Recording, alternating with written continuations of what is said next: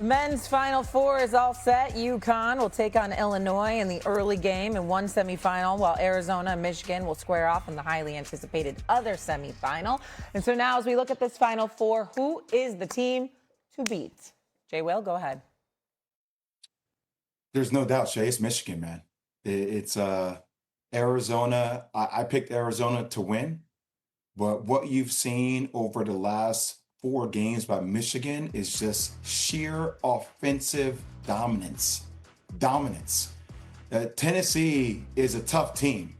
I think every person that has been paying attention to college basketball all thought this game was going to be an absolute dogfight, not only because of Rick Barnes, but because of the size and physicality in which Tennessee played with.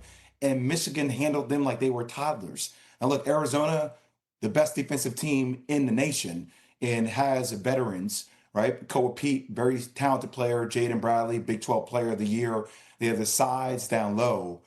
But if you're Michigan, or if you're a Michigan fan, you're thinking to yourselves, like, we are the team, because we're that team defensively and that team offensively. It is Michigan's national championship to lose. Stephen A., who do you think is the team to beat right now? Is it Michigan or someone else? I respectfully disagree. I think it's Arizona.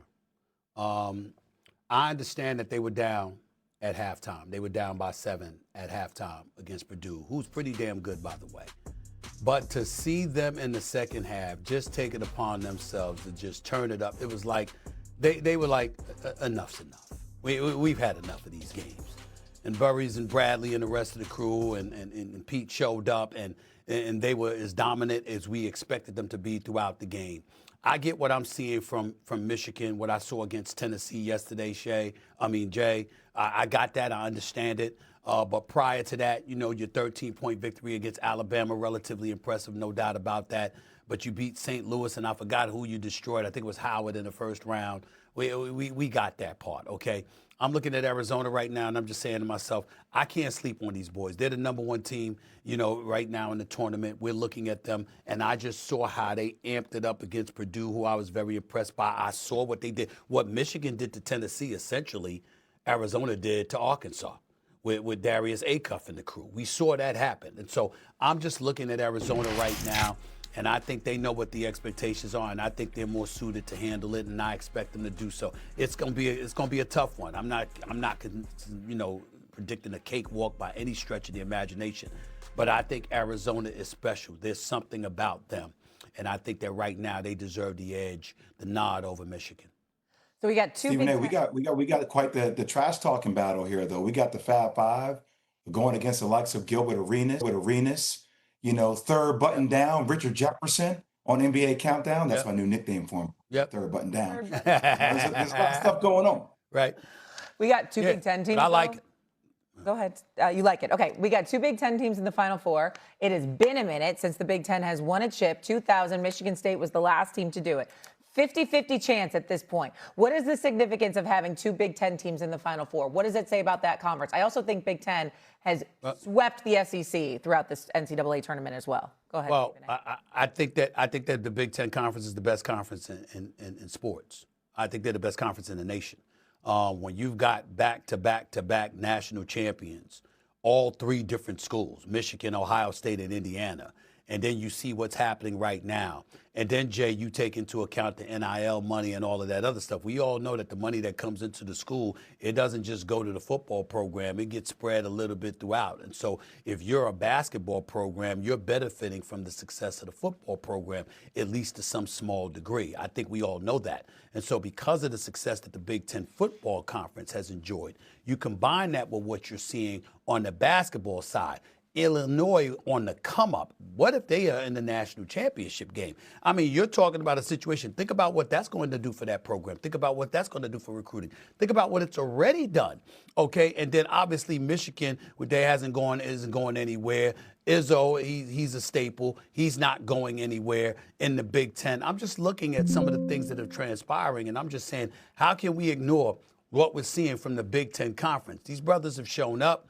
And obviously, they're gonna get an inordinate amount of dollars coming their way because of the success of football. And the basketball programs ain't shabby at all. So that's how I look at it. And I just think that what I peel away from it, seeing two Big Ten teams in the Final Four, after seeing them win the national championship as a conference with 3 different schools over the last 3 consecutive years. They are the creme de la creme of college sports right now, the Big Ten Conference. They are looking down on everybody else at this particular moment in time. I would have to agree with you.